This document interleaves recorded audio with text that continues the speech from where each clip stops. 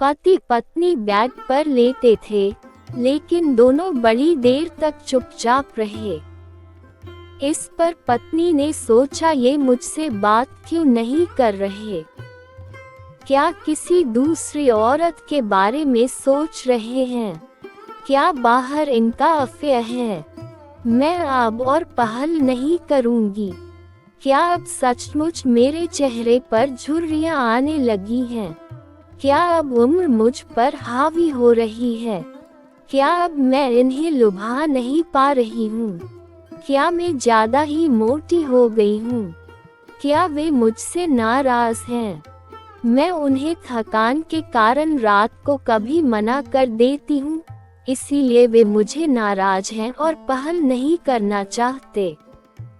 पत्नी की सोच और गंभीर हो गई।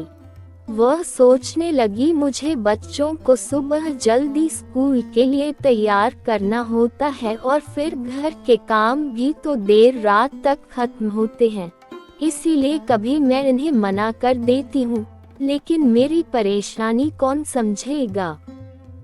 बस हर बार इनकी बात मानो तो ये खुश रहेंगे, वरना बात भी नहीं करेंगे। पत्नी को पुरानी बातें याद आने लगी। पहले कभी ऐसा कुछ लगा नहीं कि ये दूसरी के चक्कर में फंस गए हैं, लेकिन अगर मेरी काया अब पहले की तरह नहीं रह गई है तो हो सकता हो कि इनके ऑफिस में किसी औरत ने इन पर डोरे डाले हों और ये उसके चक्कर में आ गए हों। पुरुष का क्या है, वह तो बाहर कुछ भी कर सकता है। स्त्री के लिए तो घर का काम, बच्चे संभालना, उनके स्कूल की जिम्मेदारी और भी कई काम।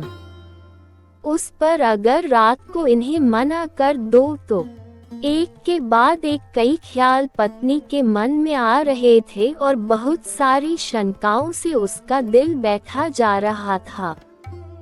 दूसरी तरफ पति सोच में डूबा था, इस धोनी को भी अकल नहीं है। आखिरी ओवर रवींद्र जडेजा से क्यों करवाया?